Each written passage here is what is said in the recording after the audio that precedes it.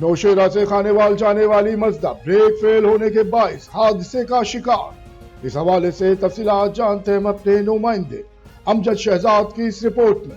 وادی سونز نوشیرہ سے خانیوال جانے والے مزدے کو پہاڑی میں حادثہ پیش آیا، جس میں خانہ بدوش کافی تعداد میں بچے اور خواتین موجود تھیں۔ 28 سے 30 افراد جو کہ نوشیرہ سے ہجرت کر کے خانیوال جا رہے تھے، پہاڑی میں بریک فیل ہونے سے مزدہ کا حادثہ پیش آیا۔ تمام مسافر بال بچ گئے، معمولی چوٹیں، ایک کو زیادہ زخم آئے۔ ریسکیو 1112 کی ٹیم نے موقع پر پہنچ کر ابتدائی طبی امداد فراہم کی۔